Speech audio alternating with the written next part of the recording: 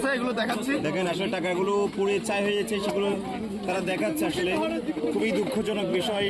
চট্টগ্রামের চন্দনাইশ উপজেলার কাঞ্চনাবাদ ইউনিয়নের ১ নং ওয়ার্ড পশ্চিম এলাহাবাদ সর্দার বাড়ি এলাকায় রাতের অগ্নিকাণ্ডে ২টি ঘর পুড়ে ছাই হয়ে গেছে।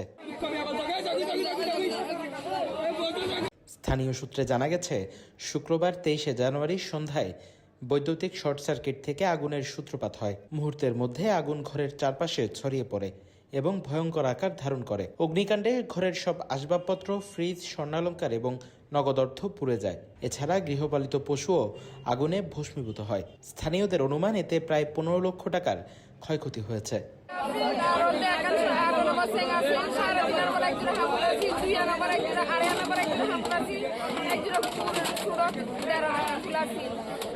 এখানে ওনার কিছু টাকা ছিল, ক্যাশ টাকা ছিল, কিছু স্বর্ণ ছিল। এখানে আগুনটা কিভাবে লাগছে?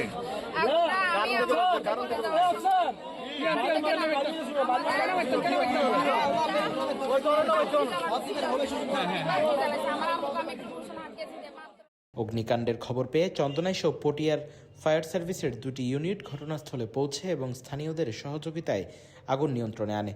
এ ঘটনায় স্থানীয়রা অভিযোগ করেন, আগুন লাগার পর তারা অনেকবার চন্দনাইশ বিদ্যুৎ অফিসে ফোন করেছেন, কিন্তু ফোন রিসিভ করা হয়নি। স্থানীয়রা দাবি করছেন, সঠিক সময়ে বিদ্যুৎ বন্ধ করা হলে এত বড় ক্ষয়ক্ষতি রোধ করা যেত।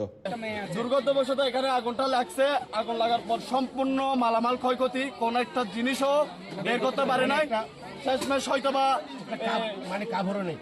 ওনার আজকে যে কোথায় থাকবে কিংবা আজকে কালকে পরনের কাপড়টা কি, এটা পর্যন্ত ওনাদের নাই। সব নিঃশ্বাস একেবারে ছাই হয়ে গেছে। আপনারা দেখতে পাচ্ছেন 10টার উপরে ফোন দিছি, কোন অবস্থাতে চন্দনাইশ অফিসে, বিদ্যুৎ অফিসে আমরা ফোন পাই নাই। ওনারা আমাদের ফোন কোন রকম ধরে নাই, যার কারণে পুরো এক সময় গিয়ে পুরো ঘরটা কি আগুনটা চলে গেছিল। যদি ফার্স্টে বিদ্যুৎটা যদি নিয়ন্ত্রণ বন্ধ করে দেওয়া হতো, তাহলে আমরা আগুনটা নিয়ন্ত্রণ নিয়ে আসতে পারতাম। স্থানীয় লোকেরা, চন্দনাইশ পল্লী বিদ্যুৎ বলেন, এই কাজটা ওনার খুবই গুরুত্ব সহকারে করে নাই। ওনাদের ম্যানেজমেন্টের কি ধরনের মানুষ বসায়, এটা প্রশ্নবিদ্ধ। ওনাদের ম্যানেজমেন্টে এই ধরনের মানুষ কেমনে বসায়? আজকে এই যে একটা ফ্যামিলি যে নিঃস্ব হয়ে গেছে, এই দায়ভার কে নিবে? চন্দনাইশ প্রতিনিধির পাঠানো তথ্যচিত্রে news desk, CTG post, Chittagong.